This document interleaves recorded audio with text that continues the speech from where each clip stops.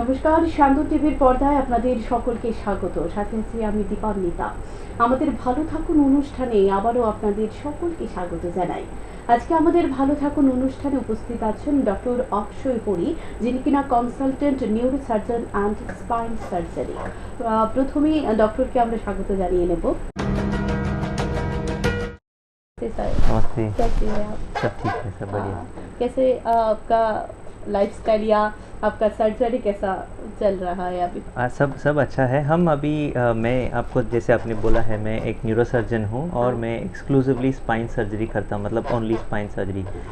तो मैं थोड़ा अपने बारे में कुछ इंट्रोडक्शन में देता हूँ। हम आते हैं बेंगलोर से। बेंगलोर में एस्टर हॉस्पिटल है, बहुत बड़ा चेन ऑफ हॉस्पिटल्स हैं। बेंगलोर में ही 3 हॉस्पिटल है और हम एस्टर 2 हॉस्पिटल में हम कवर करते हैं। तो उधर से यहाँ तक आए हैं ओपीडी वगैरह करने के लिए और पेशेंट्स को देखने के लिए। और आप पूछ सकते हैं कि इतना दूर क्यों आना है।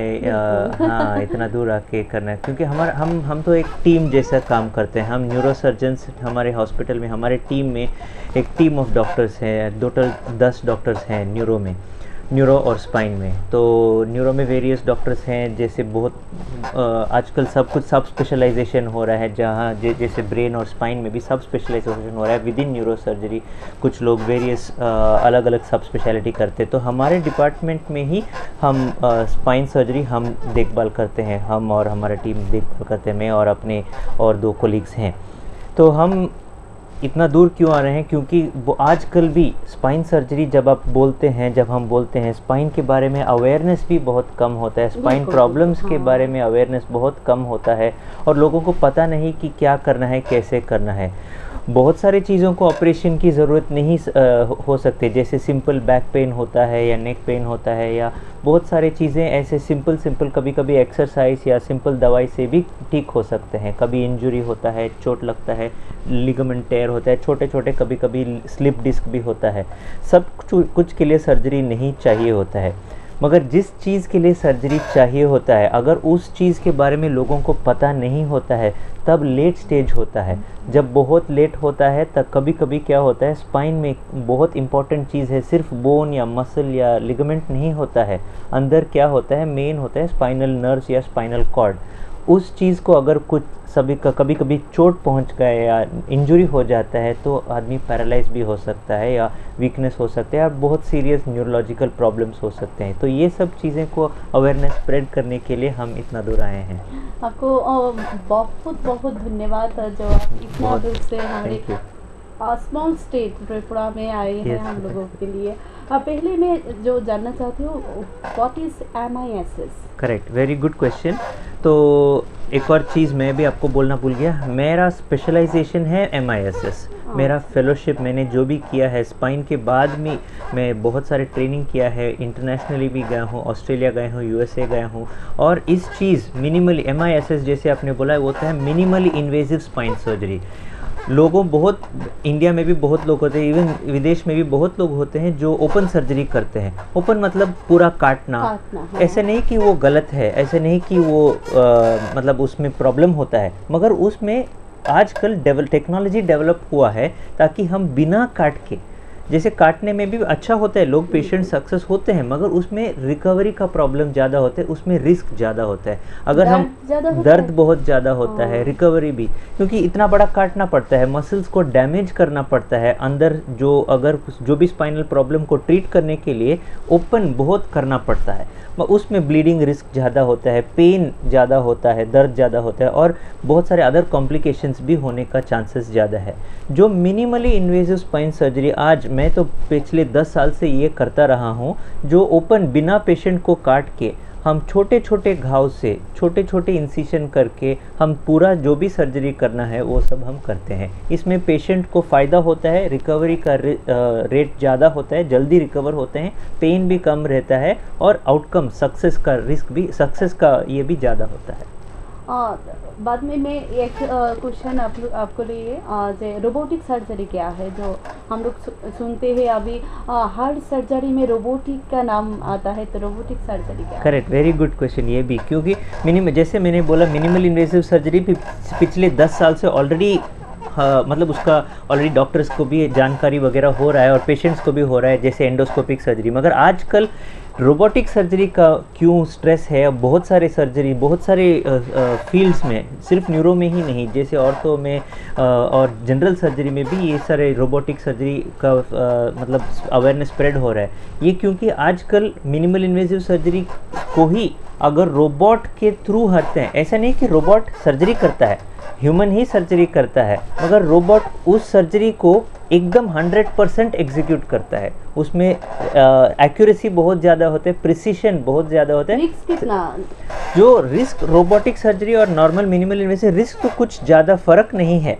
रोबोटिक में इनफैक्ट रिस्क और भी कम है, क्योंकि जो हम प्लान करते हैं कंप्यूटर में, जो हम जैसे कभी कभी हम हमारे स्पाइन सर्जरी में स्क्रू वगैरह डालते हैं, इम्प्लांट्स वगैरह डालते हैं, वो करेक्ट जगह में जा रहा है या नहीं, सही जगह में जा रहा है विदाउट डैमेज, जैसे नॉर्मल स्पाइनल कॉर्ड और नर्व्स को बिना डैमेज किए करेक्ट जगह में जा रहा है या नहीं, वो रोबोट के थ्रू हम 100% अचीव कर सकते हैं। हाँ बिल्कुल। तो MIS एंड जो रोबोटिक सर्जरी और ओपन सर्जरी में अंतर क्या है? करेक्ट। तो MIS और रोबोटिक दोनों साथ साथ एक साइड में रखते हैं और ओपन सर्जरी को एक साइड में रखते हैं। जैसे मैंने ऑलरेडी बोला, ओपन में ओपन, उसमें नाम में ही है ओपन, मतलब ओपन करके सर्जरी करना है। इसमें ब्लीडिंग का रिस्क ज़्यादा होता है, पेन दर्द ज़्यादा होता है और हॉस्पिटल में बहुत दिन रहना पड़ता है, क्योंकि इसके कॉम्प्लिकेशंस भी ज़्यादा रहते हैं। दर्द से ही बहुत लोगों को रिकवरी होने में टाइम कभी कभी 4-5 दिन लगता है, 10 दिन लगता है, जो सिंपल नॉर्मल रिकवरी होने के लिए, घाव हील होने के लिए भी टाइम लगता है, क्योंकि इतना बड़ा कट रहता है। मगर यही सेम सर्जरी, अंदर का सर्जरी तो सेम रहता है ओपन या मिनिमल इन्वेजिव में। जो हमें काम करना है, जैसे नस के ऊपर कुछ दबाव है, कुछ स्लिप डिस्क है या ऐसा चीज़ें हैं जो ये नहीं तो बोन का फ्रैक्चर हुआ है, ऐसे तो नॉर्मल सर्जरी में भी सेम ही करते हैं। मगर मिनिमल में वो सिर्फ जो कट है और डैमेज, नॉर्मल स्ट्रक्चर्स को डैमेज जो करते हैं वो बहुत बहुत कम रहते हैं और छोटे छोटे घाव में से करते हैं। इससे पेशेंट का सक्सेस बहुत बढ़ जाता है और आउटकम भी बहुत बढ़ जाता है, रिकवरी जल्दी होते हैं, 1-2 दिन में डिस्चार्ज होकर घर भी जा सकते हैं। इतना सेफ है, इतना फ़ायदेमंद है पेशेंट्स के लिए।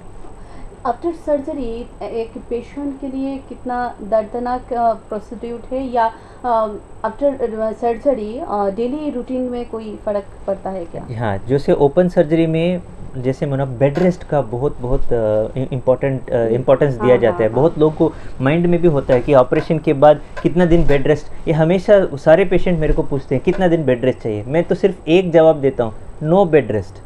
क्योंकि ओपन में बेड रेस्ट चाहिए होता है, क्योंकि दर्द होता है, जल्दी उठ के चलने में मुश्किल होता है। मगर हमारा MIS और रोबोटिक सर्जरी में क्योंकि हम एक छोटा घाव से करते हैं, वो रिकवरी जल्दी होता है। नो बेड रेस्ट, अगले दिन से चल सकते हैं, 1-2 दिन में डिस्चार्ज होके घर भी जा सकते हैं। और हमारा उद्देश्य भी यही है कि वो जल्दी जल्दी अपना नॉर्मल लाइफ जी सके, अपना नॉर्मल, अगर कोई मजदूरी काम करना है या कोई किसी को भी सॉफ्टवेयर में काम करना है, उनको वापस वर्क के लिए जाना है, जितना जल्दी उनको वर्किंग या स्टेट में ले आ सकते हैं, उनको जितना जल्दी अपना नॉर्मल काम कर सकते हैं, उतना बेहतर होता है पेशेंट के लिए। तो यही है सक्सेस MIS और रोबोटिक सर्जरी का।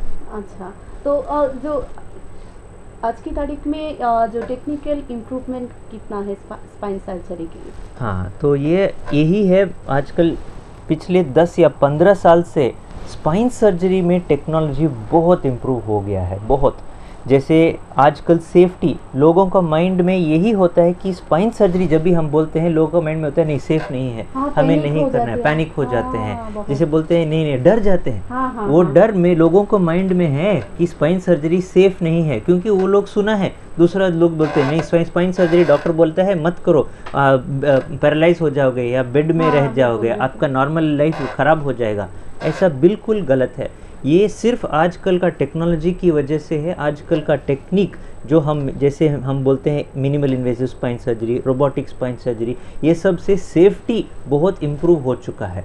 एक और चीज़ होता है जैसे न्यूरो मॉनिटरिंग, वो भी हमको पता है। जैसे आदमी को एनेस्थीसिया में करके हम सर्जरी करते हैं, तो हमको कैसे पता चलता है कि नर्स काम करता है नहीं, वो भी आजकल वायर्स कनेक्ट करते हैं, कंप्यूटर में कनेक्ट करते हैं, जैसे ईसीजी होता है वैसा है हमारा नर्व सिग्नल, हमको पता चलता है कि नर्व्स काम कर रहे हैं या नहीं है।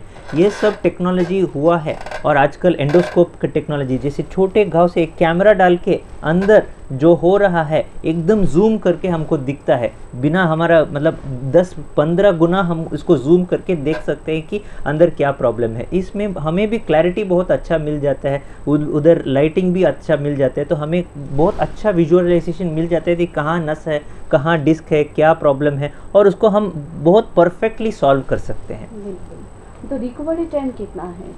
तो स्पाइन सर्जरी का रिकवरी, जैसे सिंपल मान लीजिए एक छोटा सा स्लिप डिस्क है और पेशेंट को दर्द की वजह से बेड रेस्ट, ऑलरेडी पेन की वजह से कुछ काम नहीं कर पा रहा है मेरा, अगर हम जो बोलते हैं मिनिमल इन्वेसिव स्पाइन सर्जरी या एंडोस्कोपिक स्पाइन सर्जरी या रोबोटिक स्पाइन सर्जरी करने से अगले दिन से चल सकते हैं। नो बेड रेस्ट, मैंने पहले ही कह दिया है, नो बेड रेस्ट, अगले दिन से चल सकते। कुछ चीज़ें नहीं करना है जो हम बताते हैं, जैसे ज़्यादा झुकना नहीं, ज़्यादा वजन नहीं उठाना और ज़्यादा वक्त बैठना नहीं, ऐसे चीज़ें को हम थोड़ा फॉलो करना चाहिए और मैक्सिमम 1 और 2 वीक्स में नॉर्मल लाइफ भी जी सकते हैं। बिल्कुल। Is there a difference in safety between the open and minimal invasive? Yes, वही तो मैं बोल रहा हूँ, सेफ्टी प्रोफाइल ही हमारा मेन टारगेट है, क्योंकि माइंड, वो पेशेंट्स के माइंड में जो है कि स्पाइन सर्जरी सेफ़ नहीं है, उसको हटाने के लिए ही या उसको दूर करना ही मेरा मकसद है। और मैं यही कहना चाहता हूँ कि आज स्पाइन सर्जरी सेफ़ है, जैसे मिनिमल इन्वेसिव और रोबोटिक सर्जरी करने से या एंडोस्कोपिक सर्जरी करने से हमें बहुत कॉन्फिडेंस, डॉक्टर को भी बहुत कॉन्फिडेंस होता है कि हमको एग्जैक्टली पता होता है क्या हो रहा है क्या नहीं हो रहा है, और पेशेंट को वो हर बार हमेशा वो सक्सेस डिलीवर कर सकते हैं। तो वो सिर्फ क्योंकि टेक्नोलॉजी का इम्प्रूवमेंट की वजह से ही ये सब हुआ है। सर्जरी क्या 100% क्यूर प्रोसीड्यूर है? देखिए, सर्जरी में हमेशा रिस्क होता है। अगर कोई भी डॉक्टर या कोई भी आदमी बोलता है कि ये 100% सक्सेस है या कोई में जैसे जादू जैसे कर सकता है, वो गलत है। तो वो गलत, अब मैं मतलब पेशेंट्स को गलत रास्ता दिखा रहा है। कोई भी 100% नहीं थे, मगर मैं क्या बोल सकता हूँ, आज जैसे बोल रहा हूँ, हमारा टेक्नोलॉजी और हमारा एक्सपीरियंस के साथ हम मोर देन 99% सेफ्टी के साथ सर्जरी कर सकते हैं। Which procedure is most cost effective? तो कॉस्ट इफेक्टिव, हम जैसे जब भी हम बोलते हैं, लोग समझते हैं कि ओपन सर्जरी का कॉस्ट कम हो सकता है तो चलो वही कर दो, मगर हम मतलब एज अ पेशेंट भी लोग ये सोचना भूल जाते हैं कि कॉस्ट इफेक्टिव क्या होता है। शुरू में थोड़ा कॉस्ट ज़्यादा हो सकता है मिनिमल इन्वेसिव रोबोट, क्योंकि ये तो टेक्नोलॉजी का तो थोड़ा कॉस्ट होता है, तो शुरू में थोड़ा रिकवरी, थोड़ा हमें लगता है कि ये कॉस्टली ज़्यादा हो सकता है या एक्सपेंसिव हो सकता है, मगर हमारा इसका क्वालिटी भी समझना चाहिए, आउटकम समझना चाहिए। जो मान लीजिए ओपन सर्जरी कम भी कॉस्ट हो सकता है, मगर उसमें रिस्क ज़्यादा हो सकता है, कॉम्प्लिकेशंस ज़्यादा हो सकते हैं, बेड रेस्ट ज़्यादा हो सकता है, 1 महीने का उनका मतलब वर्क भी अफेक्ट हो जाता है। अगर हम ये सोचते हैं कि मैं 2-3 दिन में डिस्चार्ज कर सकता हूँ और अगले दिन से चल सकता हूँ, नॉर्मल काम कर सकता हूँ, तो ये भी एक कॉस्ट सेविंग लोगों को समझना चाहिए। तो यही कॉस्ट इफेक्टिव ज़्यादा होता है। इसके लिए आइडियल कैंडिडेट कौन है, कैसे आप लोग सजेस्ट करेंगे? देखिए, आजकल आइडियल कैंडिडेट, मैं तो सब कुछ मिनिमल इन्वेसिव सर्जरी में ही करता हूँ, मगर आइडियल कैंडिडेट होता है जो आदमी को सिंपल, जो अर्ली स्टेज में आते हैं, जिसका कॉम्प्लिकेशन ऑलरेडी मतलब डिजीज़ की वजह से या स्पाइन प्रॉब्लम की वजह से ऑलरेडी लेट स्टेज में नहीं आते हैं, वो लोग आइडियल केसेस होते हैं जो हम अच्छे तरह से सक्सेस देख सकते हैं। एज की कोई मैटर करता है? एज नो, इनफैक्ट ये जितना यंग भी हम हमारा मिनिमम एज होता है 18 ईयर्स, हमारा मैक्सिमम एज होता है 80 ईयर्स, तो एज का कोई ये प्रॉब्लम नहीं है इसमें। ये क्या लेस पेन है MIS एंड रोबोटिक? डेफिनेटली हाँ, क्योंकि हम एक छोटा घाव से करते हैं, हम पूरा इतना बड़ा कट नहीं करते हैं, तो पेन बहुत कम होता है। ऐसे नहीं कि पेन बिल्कुल नहीं होता है, मगर हम अगर कंपेयर करेंगे ओपन और MIS में पेन बहुत कम रहता है। हॉस्पिटल में कितना दिन एडमिट होना पड़ता है? Most of our patients will get discharge या 2 या 3 दिन में डिस्चार्ज हो जाते हैं, मतलब total hospital stay will be 3 to 4 days. इस MIS एंड रोबोटिक सर्जरी में क्या ऑपरेशन के बाद जो मार्क्स पड़ती है, सिलाई का जो मार्क्स पड़ते हैं, वो विजिबल रहते हैं? हाँ, हमारे जो क्योंकि सब छोटे छोटे घाव रहते हैं और हमारे स्टिचेस भी हम ऐसा नहीं कि स्टिच करते हैं, हम स्टिचेस भी डिज़ोल्वेबल स्टिचेस डालते हैं, अंदर से अंदर ही वो डिज़ोल्व हो जाता है, तो विजिबल भी बहुत कम हो जाता है मार्क, और वैसे भी 1-2 सेंटीमीटर का रहता है तो उसमें कितना दिखेगा, बहुत कम दिखता है। कौन सी procedure most of the patient choose करते हैं, MISS, रोबोटिक या ओपन सर्जरी में? मैं यही कहना चाहता हूँ कि ये पेशेंट को टेक्निक चूज़ नहीं करना चाहिए, डॉक्टर को चूज़ करना चाहिए। डॉक्टर चूज़ करेगा कौन सा टेक्निक किस पेशेंट के लिए सही है नहीं है, मगर ये बहुत इम्पॉर्टेंट होता है कि कौन सा डॉक्टर को एक्सपीरियंस कैसा है डॉक्टर का, कि वो सारे ऐसे मतलब टेक्नोलॉजी यूज़ करते हैं या सिर्फ ओपन सर्जरी करते हैं, क्योंकि हमारा हॉस्पिटल में जैसे हम बोल रहे हैं सब कुछ अवेलेबल है। अगर ओपन सर्जरी भी करना है, अगर बहुत कॉम्प्लेक्स सर्जरी है जिसके लिए ओपन करना पड़ता है, तो वो भी हम ओपनली बताते हैं पेशेंट को, देखिए आपको ये नहीं होता है, ये होता है, यही करना पड़ता है, यही बेहतर है, क्योंकि patient is the first for me, patient first. तो पेशेंट को जो सही होता है वही हम करेंगे। मेनी मेनी थैंक्स सर, आपने आया हम लोगों को इतना सारा इन्फॉर्मेशन दिया, तो थैंक यू सो मच। धन्यवाद धन्यवाद।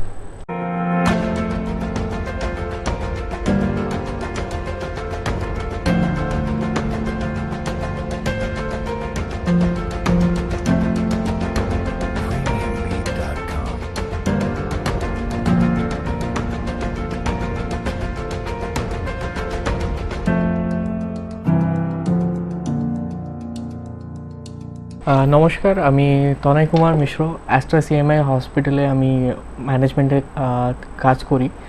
তো আমাদের যে হসপিটালে বিভিন্ন মাল্টি স্পেশালিটি এটা হসপিটাল, আমাদের বিভিন্ন ধরনের স্পেশালিটি বা বিভিন্ন চিকিৎসা আপনারা এখানে খুঁজে পাবেন। আর আমাদের এশিয়ার সবথেকে ভালো ভালো ডক্টর আমাদের এই হসপিটালে অ্যাভেলেবেল আছেন, যেখানে আমাদের এক্ষুনি আপনারা ডক্টর অক্ষয় হরি স্যারের সাথে কথা শুনলেন, ওনার কথাগুলো। এই ধরনের আমাদের বিভিন্ন আপনার লিভারের ডাক্তার, অর্থোর ডক্টর, কিডনির জন্য যারা প্রবলেমে, যাদের কিডনি নিয়ে প্রবলেম হচ্ছে, যাদের ডায়ালিসিস চলছে, তো যাদের গ্যাস্ট্রিকের প্রবলেম, এছাড়া যাদের নিউরো নিয়ে প্রবলেম হচ্ছে, মানে আপনাদের বলতে পারেন নার্ভ নিয়ে যাদের প্রবলেম আছে, সেটার জন্য আমাদের স্পেশালিটি ডক্টরস আছে। তো আপনারা আমাদের এখানে ব্যাঙ্গালোরে সব থেকে ভালো ডক্টর আর ইভেন ভালো কেয়ার আমাদের একটা ছাদের ভেতরে আপনারা পেয়ে যাবেন, সেটা হচ্ছে অ্যাস্ট্রা সিএমআই হসপিটাল।